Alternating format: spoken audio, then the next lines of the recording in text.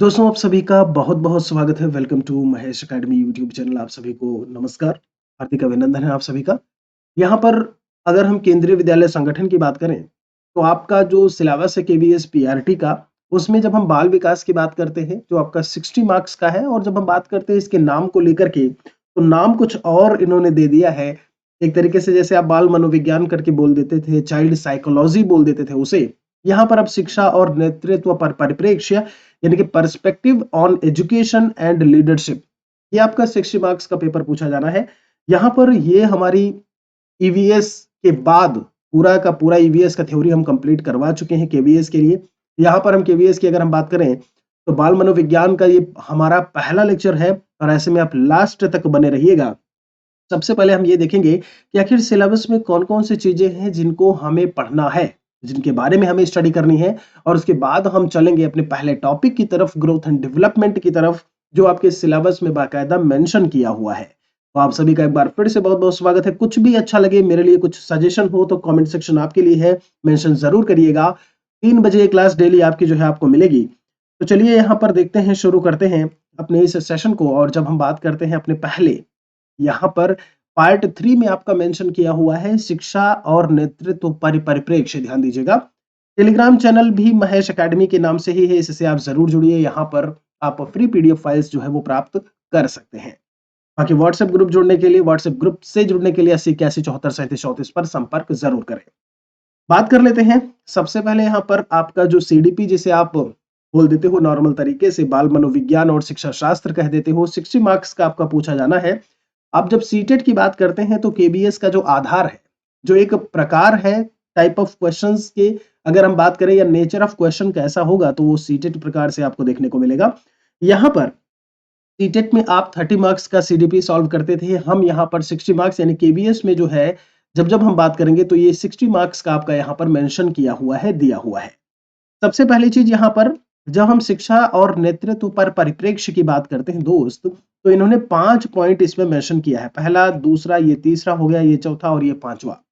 ये आपके मोटे-मोटे तौर पर टॉपिक्स जो है इन्होंने बताए हुए हैं। इसमें अगर मैं बात करूं सबसे पहले, तो इसमें दिया है अंडरस्टैंडिंग, जो भी कौन होते हैं, जो लर्नर होता है, जो शिक्षार्थी होता है, शिक्षार्थी को समझना। ये तो एक मोटे तौर पर इन्होंने एक टॉपिक दे दिया और इन्होंने कहा हम यहाँ से 15 नंबर का प्रश्न जो है वो पूछेंगे।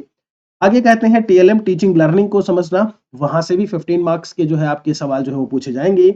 अनुकूल सीखने के माहौल का निर्माण, यानी कि एक ऐसा माहौल बनाना, एक ऐसी सिचुएशन कंडीशन बनाना, एक ऐसा वातावरण बनाना जो हमारे सीखने के लिए अनुकूल हो, हमारे बात समझ में आ रही, अडॉप्टिव हो।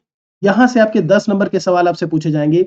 स्कूल और स्कूल संगठन और नेतृत्व की बात की हुई है, स्कूल मैनेजमेंट क्या होता है, लीडरशिप क्या होता है।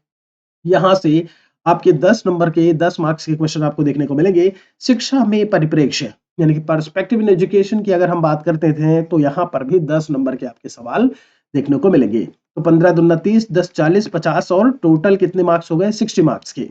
अब बात आती है कि जब शिक्षार्थी को समझना, जो एक बड़ा टॉपिक दिया हुआ है, इसमें क्या कुछ बातें दी हुई हैं।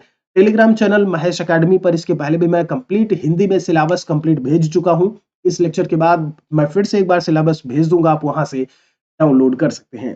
शिक्षार्थी को समझने की अगर हम बात करते हैं, इसमें कौन-कौन से टॉपिक हैं जिन्हें हमें पढ़ना है। सबसे पहले विकास क्या होता है, विकास की बात आती है तो वृद्धि, अभिवृद्धि इसी के साथ में जुड़ा हुआ है। What is growth and development, ये पूरा कॉन्सेप्ट यहां से हम क्लियर करेंगे। परिपक्वता की बात की हुई है, विकास की अवधारणा क्या होती है, मैच्योरिटी क्या है, कॉन्सेप्ट ऑफ डेवलपमेंट क्या होता है।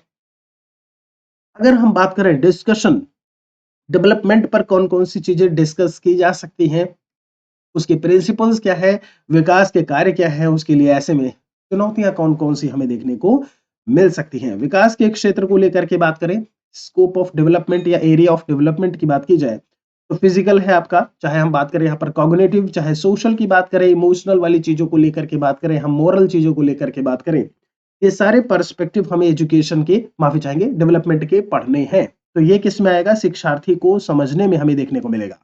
इसी शिक्षार्थी के समझने की बात करें तो इसी में हमें किशोरावस्था देखने को मिलेगा। भाई शिक्षार्थी का एक स्टेज किशोरावस्था भी होगा तो वो भी चीज आएगी। ठीक है, तो यहाँ पर सारी चीजें जो है, कौन कौन सी किशोरावस्था की आवश्यकताएं क्या होती हैं, उसमें निहित अर्थ क्या है, उनके बारे में यहाँ पर हम जो है वो बात करते चलेंगे। प्राथमिक माध्यमिक सामाजिकरण की एजेंसियां कौन कौन सी होती हैं? सीटेट में बहुत सवाल इसका पूछा गया है। प्राथमिक एजेंसी, अरे माध्यमिक एजेंसियों की अगर हम बात करते हैं तो कौन कौन सी हैं, वो भी किस लिए? सोशलाइजेशन के लिए। ठीक है, चलिए फिर टीचिंग लर्निंग को समझना, ये हमारा दूसरा पॉइंट हो जाता है। तो अभी यहां पर अगर मैं बात करूं, ये अभी आप केवल इस पर नजर डाल लीजिए, ठीक है, क्योंकि सिलेबस में ऑलरेडी बता चुका हूं। ये हमारा दूसरा पॉइंट होगा, मतलब जो लर्नर है उसे समझने के बाद हम कहाँ चलेंगे? टीचिंग लर्निंग को समझना। इसमें कौन कौन से टॉपिक आपके देखने को मिलेंगे वो आपके स्क्रीन पर आपको बहुत अच्छे से दिख रहे होंगे, उम्मीद करते हैं। एक बार मैं चेक कर लेता हूँ। हाँ ठीक है, कोई बात नहीं, मैं थोड़ा सा आगे आ रहा हूँ, लेकिन जैसे जैसे ऊपर चलता जाएगा वो टेक्स्ट आपको दिखेगा। ठीक है, तो ये सारे टॉपिक जो है वो कहाँ मिलेंगे आपको? जब हम एक दूसरे पार्ट पर चलेंगे आपके बाल विकास के, एक एक चैप्टर यहाँ पर हम आपका कंप्लीट करवाएंगे। अभी आपके ऊपर है कि आप अपने कितने अच्छे तरीके से नोट्स बना करके केवीएस की आप तैयारी कर रहे हैं। हमारे लिए कुछ सुझाव हो तो जरूर दीजिएगा, जरूर बताइएगा। तो ये कहाँ तक मिलेगा? शिक्षा में परिप्रेक्ष्य, और शिक्षा में परिप्रेक्ष्य में हमारा एनईपी क्या है? 2020 की बात, स्कूलों में पाठ्यचर्या शिक्षा शास्त्र क्या है? ठीक है, बाल अधिकारों को लेकर के अगर हम बात करें तो वो सब क्या है? दी early childhood care and education की अगर हम बात करते हैं तो वो क्या होता है? ये सारे पॉइंट हमारे सबसे लास्ट में हम इसे पढ़ेंगे। समझ रहे दोस्त? यहाँ पर राइट टू एजुकेशन की बात की जाए, जैसे राइट टू इंफॉर्मेशन 2005 में आया था, राइट टू एजुकेशन 2009 में आया था। ठीक है, तो इन सभी चीजों को हम क्लियर करेंगे। राष्ट्रीय पाठ्यचर्या के सिद्धांत एनसीएफ की अगर हम बात करते हैं, एनसीएफ 2005 क्या कुछ उसका सिद्धांत है, सीखना, पाठ्यचर्या, उन सारी चीजों को हम वहां पर कवर करेंगे। तो सबसे पहला टॉपिक हमारा क्या दिया हुआ है यहाँ पे? वो है विकास। यहां पर विकास की बात की हुई है, अर्थ और प्रकृति। शुरुआत आपका जैसे जैसे टॉपिक आपका दिया हुआ है सिलेबस में, नए सिलेबस में, वैसे ही यहां पर हम आपको पढ़ाएंगे। तो दोस्त अगर हम बात करते हैं डेवलपमेंट को लेकर के, तो ऐसा हो ही नहीं सकता कि आपने विकास के बारे में पढ़ा ना हो। कहते हैं जब आप एक देश को लेकर के बात करते हो तो कहते हैं विकास की बात। अभी वर्तमान सरकार को लेकर के बात करें तो विकास की बात। ठीक है, आप किसी बच्चे को लेकर के बात करें, आप किसी चीज को लेकर के बात करें, धन संपदा को लेकर के बात करें, तो कहते हैं कि उनका विकास हुआ है। अब यहाँ पर ये चीज जो हम पढ़ने जा रहे हैं वो कहीं ना कहीं एक बच्चे से जोड़ करके हम इसे पढ़ने जा रहे हैं। ये जो डेवलपमेंट की बात हो रही है वो एक स्टूडेंट को लेकर के हो रही है, एक चाइल्ड को लेकर के हो रही है, एक बालक या बाल को लेकर के हो रही है। सबसे पहले अगर हम विकास की बात करते हैं, इन्होंने कहा मीनिंग और नेचर, क्या होता है इसका मीनिंग? तो इन्होंने बहुत सारी बातें इसमें बताई हुई हैं जो आप यहाँ पर देख भी सकते हो, आप नोट भी कर सकते हो, मैं अलग से आपको बता रहा हूँ। आपने देखा होगा जब हम बात करते हैं गर्भाधान से लेकर के, जी हाँ, एक कॉन्सेप्शन स्टेज में बाइलिंगुअल बोलता चलूंगा, भले ही नोट्स हिंदी में लिखे हों, ठीक है, बाइलिंगुअल हम बोलते चलेंगे जिससे आपको कोई समस्या ना हो। तो एक कॉन्सेप्शन स्टेज की जब हम बात करते हैं, मतलब एक गर्भाधान, गर्भ का आधान, गर्भ में बच्चे का आना, बात समझ में आ रही है? वहां से लेकर के अगर मृत्यु तक की बात की जाए, ध्यान दीजिएगा, कभी कभी क्या होता है जन्म से लेकर के हम मृत्यु तक की बात करते हैं, यानी फ्रॉम बर्थ टू जो भी आपका एक लास्ट टाइम होता है वहां तक का, या फिर हम कॉन्सेप्शन स्टेज से लास्ट टाइम तक की बात करें, तो अलग अलग मनोवैज्ञानिकों ने अलग अलग तरीके से बताया है, तो इसीलिए हम यहाँ पर अलग अलग तरीके से डिफाइन कर रहे हैं। बट एक जो मेन चीज निकल करके आती है वो क्या है भाई? भ्रूण के बनने से लेकर के मृत्यु तक का समय। आपने देखा होगा उस समय तक जितनी भी चीजें हमें देखने को मिलती हैं कि भ्रूण छोटा था, फिर बड़ा हुआ, फिर और बड़ा हुआ, फिर और बड़ा हुआ, उसके आकार या आकृति में परिवर्तन आ रहा है। आपने देखा उसकी आंखें, उसका साइज, उसका वेट, ये सब क्या है? चेंज हो रहा है। फिर आपने देखा कि जब बालक जो है जन्म लेकर के कहीं ना कहीं परिवार में आता है, ऑब्वियसली कहीं ना कहीं परिवार फैमिली में जन्म लेगा वो, उसके बाद क्या होता है कि वहां पर माता पिता जो उनके आसपास होते हैं, जो भाई बहन हैं, जो और भी हैं, दादा दादी की अगर हम बात कर लें, एक संयुक्त परिवार, उसमें क्या होता है कि वहां उनके गुणों को, उनकी प्रॉपर्टीज, कैरेक्टरिस्टिक्स को वहां से कुछ ना कुछ सीख रहा होता है। आपने कहा माँ पहला शब्द बोलना, फिर उसके बाद आपने देखा बहुत सारी चीजें हैं, कोई कुछ कर रहा है, वो बालक देख करके वैसे ही वो काम कर रहा है, फॉलो कर रहा है, अनुकरण कर रहा है। सवाल पूछा जाता है कि अनुकरण वाली अवस्था कौन सी होती है, तो वो शैशवावस्था में चला जाता है, यानी इन्फेंसी स्टेज में चला जाता है वो आपका। ठीक है, तो अब आपने देखा कि वहां से उन चीजों को कुछ ना कुछ वो सीख रहा होता है। तो जो गुणों का सीखना है, ध्यान दीजिएगा, जो प्रॉपर्टीज, जो कैरेक्टरिस्टिक्स हैं, जो अच्छी बातें हैं, ज्ञान की बातें हैं, मॉरल वैल्यूज की अगर हम बात करें, ये सारी की सारी चीजें दोस्त किसमें देखने को मिलती हैं? इनको हम कह देते हैं कि उस बालक का डेवलपमेंट हो रहा है। ठीक है, ये किस में आता है? मतलब जितनी भी दोस्त हमारी गुणात्मक चीजें होंगी, जितनी भी हमारी गुणात्मक चीजें होंगी, यानी कि क्वालिटेटिव चीजें होंगी, जो क्वालिटी वाली बात होगी वो हमारे डेवलपमेंट से रिलेट करती है, ठीक है। ऑन द अदर हैंड अभी मैंने आपसे कहा उसका हाइट, वेट और बहुत सारी चीजें जो है वो भी बढ़ रही थी। तो अगर मैं बात करूं मात्रात्मक चीजों को लेकर के, ठीक है, मात्रात्मक परिवर्तनों की बात की जाए यानी कि क्वांटिटेटिव, क्या बोला मैंने इसे, ये क्वांटिटेटिव होता है, तो ये हमारा संबंधित है वृद्धि से, जिसे हम ग्रोथ कह देते हैं। सबसे पहला कॉन्सेप्ट आपका क्लियर हुआ होगा, जिसका हम मापन कर सकते हैं वो ग्रोथ होता है। आपकी हाइट मेजर की जा सकती है, आपका वेट मेजर किया जा सकता है। बात समझ में आ रही है। और जिसे हम मापन नहीं है, जिसका मापन हम, जिसका मेजरमेंट नहीं हो सकता, वो सारी की सारी डेवलपमेंट में आती हैं। अब कोई कितना गुणवान है, इसका आप मेजरमेंट कैसे करोगे भाई, है? तो ये वाली चीजें जो किस में चली जाती हैं दोस्त, ये हमारे डेवलपमेंट में यानी विकास में चली जाती हैं, ठीक है। अब बात आती है, एक और चीज मैं यहाँ पर आपको बता दूं, ये सारी डेफिनेशंस तो हम आपको समझाते रहेंगे जो टेलर महोदय ने बोला है, और आप स्क्रीनशॉट भी यहाँ से ले सकते हैं, पढ़ सकते हैं।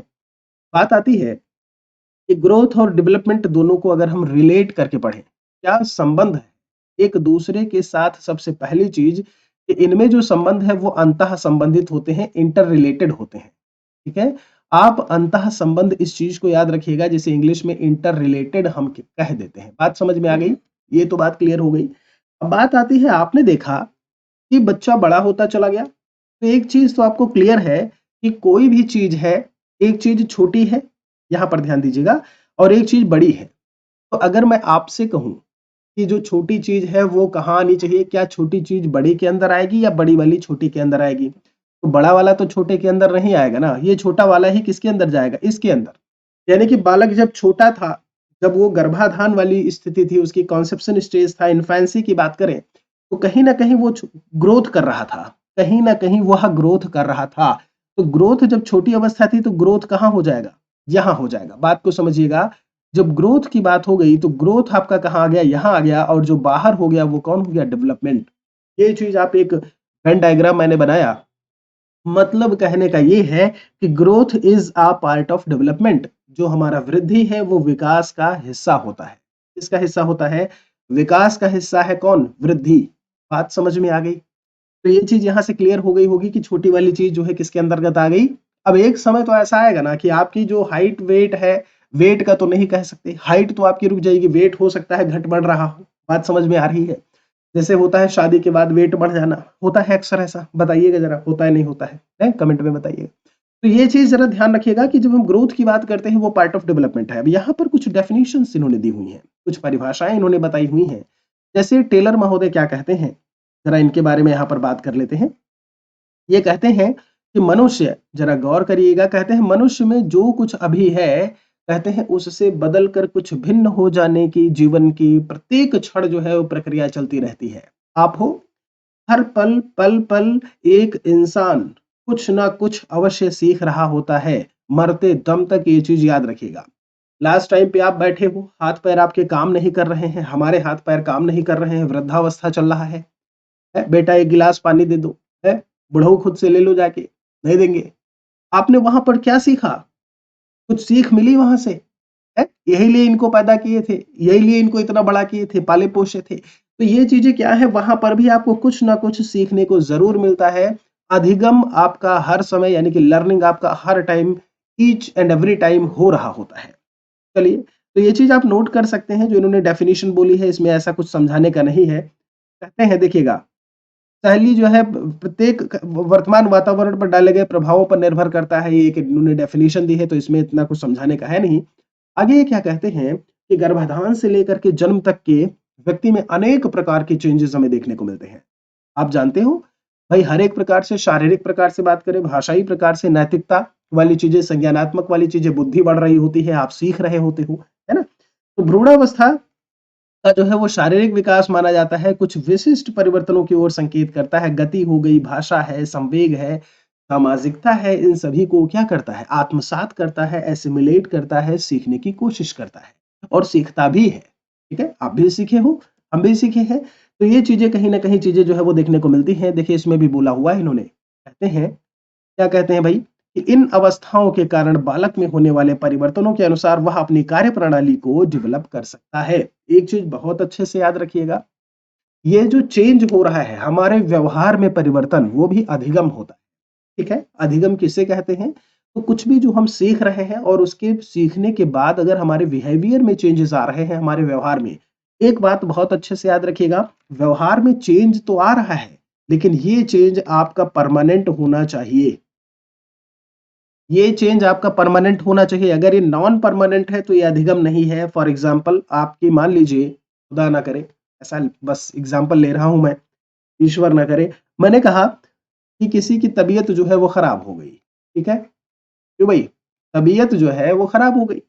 आपकी तबीयत खराब हो गई, मेरी तबीयत खराब हो गई। तो जो दिनचर्या है हमारी वो गड़बड़ होगी, वो कुछ गड़बड़ होगी कुछ समय के लिए, बिल्कुल होगी। मतलब आपके व्यवहार में हो सकता है चिड़चिड़ापन आ जाए, या हो सकता है कुछ और तरीके से आप उदास रहने लगें, तो ये भी तो व्यवहार में परिवर्तन हुआ। लेकिन ये आपने क्या किया, तबीयत खराब हुई और आपने क्या कर लिया, गोली खा ली, है, टैबलेट खा ली तबीयत को सही करने के लिए, और वो फिर जो बिहेवियर था वो आपका चेंज हो गया। तो यहाँ पर तो कुछ परमानेंट नहीं मिला ना। ये तो आपका अस्थायी रहा कि कुछ समय के लिए, 2-3 दिन के लिए आपको आपको बुखार हुआ और आप सही हो गए। तो ये चीज याद रखिएगा कि परमानेंट चेंज जो है वही आपका अगर बिहेवियर में हो रहा है तो उसे हम क्या बोल देते हैं, उसे हम कह देते हैं अधिगम। उम्मीद करते हैं लर्निंग क्या है वो चीज आपको बहुत अच्छी तरीके से समझ में आ गई होगी। थोड़ा सा आगे बढ़ते हैं यहाँ से। आप यहाँ पर बहुत अच्छे से देख पा रहे होंगे कुछ बातें लिखी हुई, कुछ बातें यहाँ पर लिखी हैं जो मेंशन की हुई हैं, जिसे आप अच्छी तरीके से यहाँ पर देख पा रहे होंगे। अब देखिए इसमें क्या क्या लिखा हुआ है भाई, मैं थोड़ा सा इमेज को अपना छोटा कर लेता हूँ। ठीक है? ओके, ये सही दिखेगा। अभी देखिएगा यहाँ पर क्या है, भ्रूण जैसी मुद्रा, जो नवजात करके बोला हुआ है, जरा गौर करिएगा एक एक चीजें। ठीक है? नवजात करके लिखा है यहाँ पर बच्चा, नवजात, जन्मा, नया जन्मा बच्चा। फिर कहते हैं ठोड़ी को संभालना। आपसे ये पूछा जा सकता है कि कौन सी क्रियाएं किस माह में हमें देखने को मिलती हैं। तो ठोड़ी का संभालना जो है वो 1 महीने में शुरू हो जाता है, ये अभी नया जन्मा बच्चा है। ये जन्म के बाद की अवस्थाएं हैं जो यहाँ बताई गई हैं। छाती को संभालने की बात करें, 2 महीने पर, सहारे से बैठना 4 महीने पर शुरू हो जाता है। ये डिफर करता है, ये वैरी करता है, क्योंकि इंडिविजुअल डिफरेंसेस पाए जाते हैं। उनका क्रम यही होगा, सिर से पैर की तरफ विकास होता है, शीर्ष पदाभिमुख होता है। ठीक है? सेफेलोकॉर्डल है जो भी है। बट यहाँ पर अगर मैं बात करूं, हो सकता है कोई बच्चा 6 महीने पे बैठे, कोई साल भर में चलने लगे, कोई हो सकता है 14-15 माह लगा दे ऐसे में चलने में। तो वो डिफर होगा अलग अलग। ठीक है? अकेले बैठना 7 महीने में शुरू हो जाता है। फर्नीचर की सहायता से खड़े होना अगर हम बात करें तो 9 माह में जो है ये बच्चे में देखने को मिलने लगता है। रेंगना या घसीट कर चलना जो है 10 महीने में, सहारे से चलना 11 महीने में, अकेले खड़ा रहना ये बोला है, और अकेले चलना बिना सहारे के 12 महीने में। जरा गौर करिएगा, अलग अलग स्टेजेस में इन्होंने अलग अलग चीजें बताई हुई हैं। आप बढ़िया सा स्क्रीनशॉट ले सकते हैं। और ये पूरी की पूरी अवस्था किसकी है, इन्फेंसी स्टेज की है, शैशवावस्था की है। इन्फेंसी तो है। इन्फेंसी कब से कब तक मानते हो, एक जो नॉर्मल, सभी के बारे में हम पढ़ेंगे, किन मनोवैज्ञानिकों ने क्या क्या बोला हुआ है, किस प्रकार से उन्होंने किस तरीके से डिवीजन किया हुआ है, वो सब पढ़ेंगे हम। लेकिन यहाँ पर अगर हम बात करें तो जन्म से लेकर के 5 वर्ष की अवस्था शैशवावस्था होती है। कुछ बातें इन्होंने लिखी हुई हैं कि मृत्यु जो है वो सदैव ही मानव के अध्ययन के लिए जिज्ञासा बने रहे हैं। कहते हैं विकास का अध्ययन मानव व्यवहार की पूर्णता को जानने के लिए होने लगा। अब आखिर इसकी जरूरत क्यों पड़ी, आखिर ये विकास वृद्धि इन सबको पढ़ने की जरूरत क्यों पड़ी। आप मेरे साथ में जुड़ी हुई हो, आप ये लेक्चर क्यों देख रहे हो, कुछ तो उद्देश्य होगा, कोई तो ऑब्जेक्टिव है आपका, एम है, कोई कोई गोल है। तो आपका गोल ये है कि हमें केंद्रीय विद्यालय का जो पीआरटी है, केंद्रीय विद्यालय संगठन के लिए हम जा रहे हैं, वहां पर हम तैयारी कर रहे हैं, एक सीट निकालनी है बाई हुक और बाई क्रुक, ऐसे भी करके, बाई एनी हाउ। बात समझ में आ रही है। यहाँ पर अगर मैं विकास के अध्ययन को लेकर के बात करता हूं तो मानव व्यवहार की पूर्णता, एग्जैक्टली बिहेवियर कैसा होता है। आप देखिए, जब क्लास में एक टीचर पढ़ा रहा होता है, वहां पर मान लीजिए कि 20 बच्चे बैठे हुए हैं, तो सभी का व्यवहार एक जैसा तो होगा नहीं, सभी का बिहेवियर एक जैसा नहीं होगा, सभी की भाषिक पृष्ठभूमि भी एक जैसी नहीं होगी। कोई अवधी बोल रहा होगा, कोई आपका हो सकता है भोजपुरी बोल रहा हो, कोई अंग्रेजी बोल रहा हो, कोई खड़ी हिंदी बोल रहा हो। तो ऐसे में किसी के व्यवहार को लेकर के बात करें, कोई एकदम शांत रहने वाला हो, कोई वाचाल प्रकार का हो, इन सभी चीजों की जो स्टडी होती है ये बाल विकास से करवाता है। इसलिए आपको भी ये पढ़ाया जाता है कि कल को जब आप मास्टर बन के जाएंगे, मास्टरनी बन के जाएंगी, तो आप कैसे बच्चों को समझेंगी। इंडिविजुअल डिफरेंसेस हैं, आप एक समावेशी कक्षा, आप एक इंक्लूसिव एजुकेशन की क्लास का निर्माण कैसे करेंगे? समावेशी कक्षा वो होती है जिसमें आपके मंद बुद्धि बालक, विशिष्ट बुद्धि बालक और आपके जनरल जो नॉर्मल आपके इंटेलिजेंस वाले होते हैं सबके सब शामिल होते हैं। मतलब 90 से कम वाले आईक्यू वाले, 90 से 110 के बीच में या 109 कह लो आप, और 109 110 से ऊपर वाले सभी के सभी आपके शामिल होते हैं समावेशी कक्षा में। ठीक है, तो इनको अगर मैं बात करूं तो आप इनके बारे में स्टडी अगर किए हुए हैं तो आप आसानी से उनको हैंडल कर लेंगे। आसानी से जो भी आपके पास में ऑडियो विजुअल ऐड है, जो आपके पास में टीएलएम है, उनसे आप उन्हें पढ़ा सकते हैं, जो भी आपका कंसर्न सब्जेक्ट है। ठीक है, तो व्यवहार के अध्ययन के लिए ये विकास वाली चीज या वृद्धि वाली चीज जो है हम स्टडी करते हैं, यूं इसका महत्व और बढ़ गया। चलिए बहुत अच्छी बात है, बढ़ गया। अब देखिए इसमें इन्होंने कुछ बातें और बताई हुई हैं। आपसे क्या कहते हैं, पितृ सूत्र और मातृ सूत्र के संयोग से जीव स्थित होता है। अब ये सूत्र मतलब समझ रहे हो, ये बायोलॉजिकल चीजें हैं आपकी, है ना, कि किस तरीके से मातृ और पितृ के जब हम संयोग की बात करते हैं तो एक जो जीव है उसका निर्माण होता है। कहते हैं जब भ्रूण से बाहर जब तक नहीं आता वो गर्भ स्थिति काल कहलाती है। ये मैं अभी आपको बता चुका हूँ, कॉन्सेप्शन स्टेज बोलते हैं। 9 कैलेंडर मास या 10-12 दिन, देखिए चंद्रमास 280 दिन, देखिए पूरा बताया हुआ है इन्होंने कि 280 दिन तक जो भ्रूण है वो गर्भ में रहता है और वहां उसका विकास होता रहता है। तो कैलेंडर मास की बात करें, आप कहते हो ना 9 महीने के बाद जो है एक समय होता है फिर बच्चे का जन्म होता है। ठीक है, 10 या 12 दिन की अगर हम बात करें, अथवा 10 चंद्रमास बोलते हैं इसे, चंद्रमास में 10 चंद्रमास बोलते हैं। और अगर मैं डेज में बात करूं तो 280 दिन। सवाल यहीं से सब बनते हैं, कितने दिन, टू 80 डेज। ये एक जब हम बात करते हैं ना, एक स्टैंडर्ड ये होना जरूरी नहीं है। प्री मैच्योर डिलीवरी भी हो जाती है, आपने देखा होगा। एक ये भी होता है कि 9 महीने हो गए बच्चा पैदा नहीं हो रहा है, वो बाद की स्थिति हो गई। ठीक है, ओके, चलिए। तो कहते हैं इस अवधि में शरीर के अंगों का विकास होता है, मैं आपको बता चुका हूं अभी अभी। ठीक है, पूर्ण विकसित हो जाता है जब वो गर्भ में नहीं रह पाता तो उसे बाहर आना पड़ता है, बिल्कुल सही है। आपसे कहते हैं कि गर्भ से बाहर आने पर उसके विकास का नया दौर शुरू होता है। मैंने कहा ना बच्चा छोटा है तो वृद्धि वाली बात, बाहर आया तो आसपास की चीजों से उसका आमना सामना हो रहा है, अपने वातावरण में आकर के चीजों से वो कुछ ना कुछ सीख रहा होता है।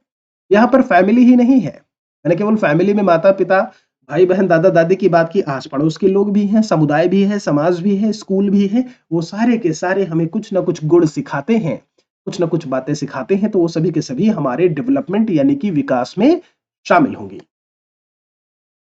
आपसे कहते हैं मुनरो ने एक डेफिनेशन दी है, विकास में एक मुनरो ने एक डेफिनेशन दी है। क्या कहते हैं कि परिवर्तन जो है वो श्रृंखला, देखिएगा, परिवर्तन श्रृंखला की वह अवस्था है जिसमें बच्चा भ्रूणावस्था से लेकर के प्रौढ़ावस्था तक गुजरता है। अब देखिए परिवर्तन होता है, ये भी इन्होंने बोल दिया, एक सीरीज जैसा है, बहुत अच्छी बात है कि भ्रूणावस्था होगा, फिर उसके बाद शैशवावस्था, बाल्यावस्था या पूर्व बाल्यावस्था, उत्तर बाल्यावस्था, फिर आप किशोरावस्था, फिर आप भ्रूणावस्था पर चले जाते हो। बीच में वयस्कावस्था भी जोड़ लो आप, कोई दिक्कत नहीं है। ठीक है, आपसे कहते हैं मापन और मूल्यांकन जो है वो 3 रूपों में हो सकता है। शरीर निर्माण की बात की है, शरीर शास्त्र करके लिखा हुआ है, और व्यवहारिक व्यवहार चिन्ह विकास के स्तर और शक्तियों की विस्तृत रचना करते हैं। तो ये जो बातें लिखी हुई हैं मापन मूल्यांकन, इस पर अभी ज्यादा जोर न दीजिएगा। आगे जैसे जैसे हम आपके सिद्धांतों के बारे में वृद्धि विकास के पढ़ाएंगे, ये सब बातें आपको समझ में आएंगी। फिर विकास के अर्थ के बारे में इन्होंने कुछ बातें बताई हैं कि क्या मतलब है विकास का। सड़कें नहीं बनी थी, सड़कों में गड्ढे थे, आज सड़कें बन गई, विकास हो गया। परिवर्तन हुआ, चेंज हुआ। नौकरियां नहीं आ रही थी, अगर जॉब्स आने लगे, मैं नहीं कह रहा हूँ आ गई हैं, क्योंकि आप बात करते हो उत्तर प्रदेश में प्राथमिक शिक्षक भर्ती और सारे उसमें 4 साल से भर्ती नहीं मिली, केंद्रीय विद्यालय ही 4 साल के बाद आया आपका। ठीक है, ये भर्ती आई, अभी तक नहीं आई थी, अभी आई केबी की भर्ती, तो चेंज हुआ, परिवर्तन हुआ, यही तो विकास है। ऐसे ही अगर हम एक बच्चे को लेकर के बात कर लें, अगर हम एक बालक को लेकर के बात करें, तो आप देखेंगे कि ये जो चेंज की प्रक्रिया है वो हर समय हमें देखने को मिलती है। और ये जो चेंज हो रहा होता है यही हमारा किससे जुड़ता है, भाई चेंज होगा वो कुछ ना कुछ सीखता है, और अधिगम जो है वो किसमें योगदान देता है, उसके विकास में योगदान देता है। ये सीखना उसके विकास में योगदान देता है। आपको मैथमेटिक्स में अगर मैं बात करूं तो भिन्न संख्याएं नहीं आती थी, आपने उसका अधिगम किया, अब आपको आ गया, तो आपका विकास हुआ कि नहीं हुआ, बिल्कुल। आपसे हरलॉक महोदय क्या कहते हैं, ईबी हरलॉक कहते हैं कि विकास जो है वो बड़े होने तक ही सीमित नहीं है, वस्तुतः यह तो व्यवस्थित और समानुगत प्रगतिशील क्रम है। दीजिएगा, एक व्यवस्थित, वेल अरेंज्ड और आपका समान अनुपात, समानुगत, एक तरीके से चलने वाला प्रगतिशील क्रम जो चल रहा हो, प्रोग्रेसिव सीरीज बोला इन्होंने। जो परिपक्वता प्राप्ति में सहायता करता है। आप धीरे-धीरे बड़े होते जाते हो, किशोरावस्था तक की बात करें, अब यहाँ पर इस चित्र को आप बहुत अच्छे से समझ रहे होंगे। ये चित्र आपको बहुत कुछ बता रहा होगा। आप जब इस स्टेज में थे, आप जब यहाँ पहली अवस्था में, तो क्या आप मैच्योर थे? यहाँ पर क्या आप मैच्योर थे? यहाँ पे क्या आप मैच्योर थे? ये चौथी अवस्था हो गई, ये पांचवी अवस्था हो गई, ये छठी अवस्था हो गई। यहाँ पर एक सवाल ये निकल करके आता है, कमेंट सेक्शन में जरूर बताइएगा, यही एक सवाल आज के लिए है आपका, इनमें से वो कौन सी अवस्था हो सकती है या कौन सा नंबर हो सकता है पहले दूसरे से लेकर के छठे के बीच में, जहां पर मैच्योरिटी हमें बच्चे में देखने को मिलेगी। बस आप ये लिख दीजिएगा कि 4 नंबर होगा कि 5 नंबर होगा, 6 नंबर होगा या 1 नंबर होगा। देखते हैं कितने बच्चे कमेंट करते हैं। कमेंट जरूर किया करो यार, उससे मुझे कहीं ना कहीं पुनर्बलन मिलता है, और ऐसे ही हम आपके लिए फ्री की क्लासेस लेकर के आते रहेंगे। नए हो तो सब्सक्राइब तो कर ही लेना, अपने आप को अपडेटेड रखने के लिए इस चैनल से। विकास जो है वो चिंतन का मूल है। अब इन्होंने क्या बोला, जो डेवलपमेंट की बात है वो क्या है, चिंतन का मूल होता है, एक बहुमुखी क्रिया है। तो ये तो बात भाई सही है। अब विकास की अगर मैं बात करूं, तो बहुमुखी का क्या मतलब हुआ या बहुआयामी का क्या मतलब हुआ, कि आपका विकास नैतिक रूप से भी हो रहा है, आप नैतिकता की पाठ को सीख रहे हो, आप शास्त्रीय, आप जब शारीरिक चीजों को लेकर के बात करें वहां भी विकास हो रहा है। मैंने कहा भाषा, आप वो भी सीख रहे होते हो। मैंने आपसे कहा संज्ञानात्मकता, बुद्धि भी बढ़ रही होती है।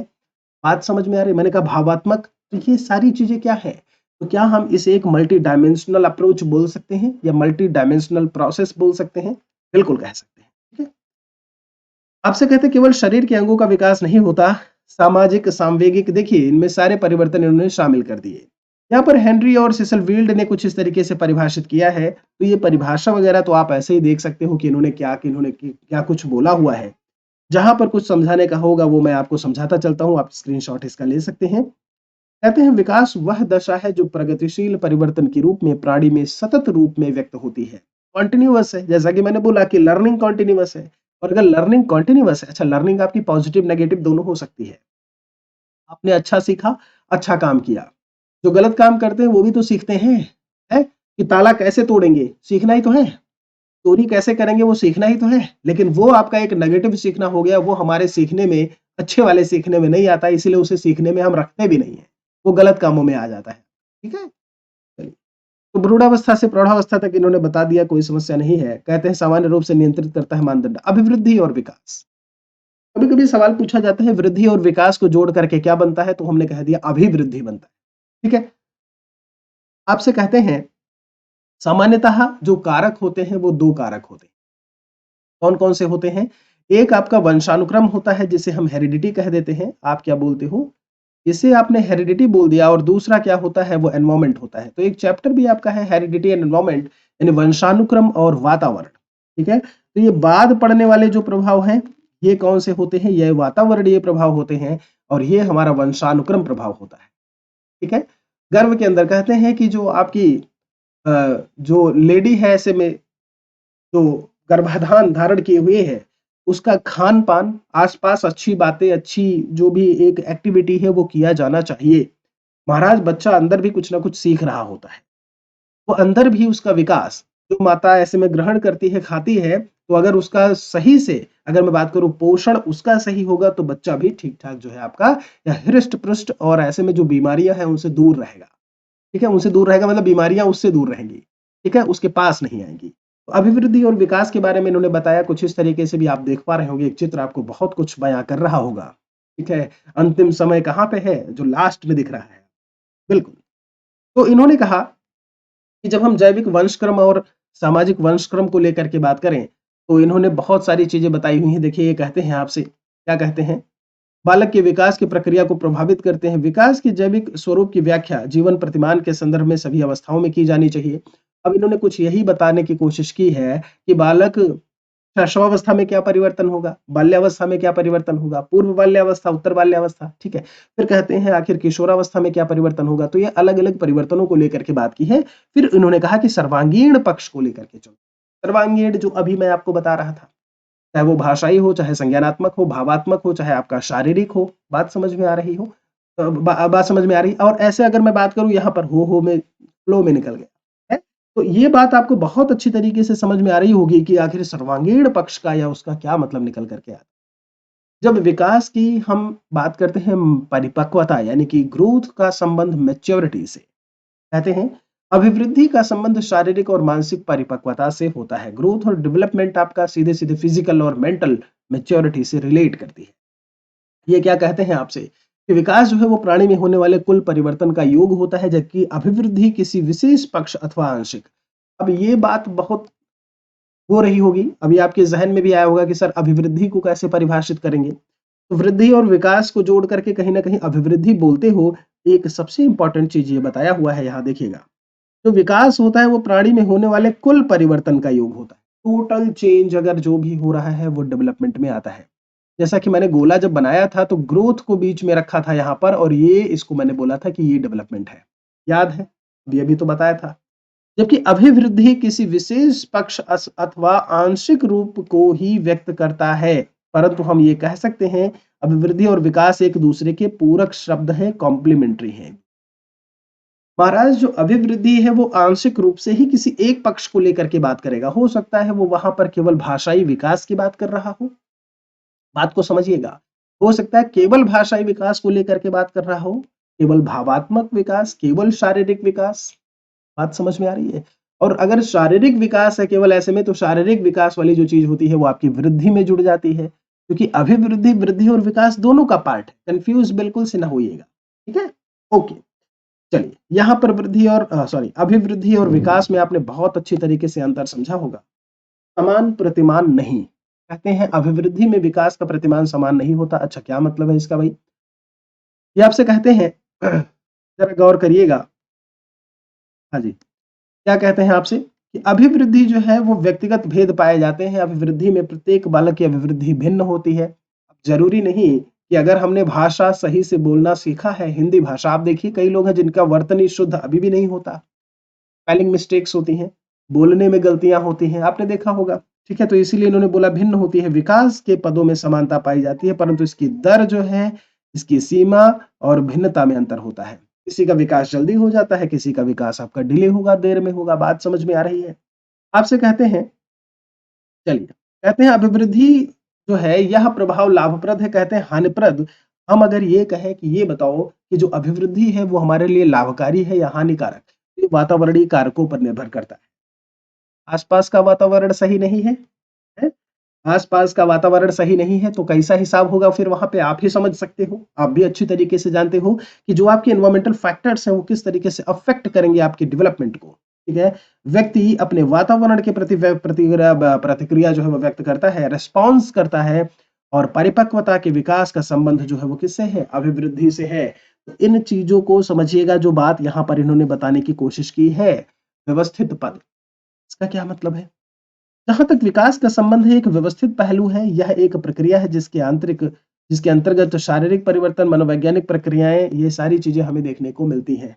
ठीक है, एंडरसन ने विकास को शारीरिक परिवर्तन ही नहीं माना, अपितु संरचना प्राकार्य को समन्वित प्रक्रिया के रूप में स्वीकार किया। तो वो तो हम भी करते हैं, क्योंकि शारीरिक परिवर्तन जो है वो आपका वृद्धि से केवल रिलेट कर जाएगा, और विकास क्या है? Overall development. ठीक है, एक सभी परिवर्तनों को जो शामिल करे। अब बात आती है दोस्त, विकास के सिद्धांत क्या है? जब हम बात करते हैं डेवलपमेंट के कौन कौन से प्रिंसिपल्स हैं जिन्हें हम पढ़ते हैं, तो इसको लेकर के हम अपने अगले लेक्चर में बात करेंगे। ये वाला लेक्चर आपको कैसा लगा जरूर बताइएगा। एक क्वेश्चन मैंने आपसे पूछा है, उसका भी आंसर कमेंट सेक्शन में करिएगा जरूर। एक और सेशन में हम आपसे मिलेंगे। बहुत बहुत शुक्रिया आप सभी का। जय हिंद, जय भारत, वंदे मातरम।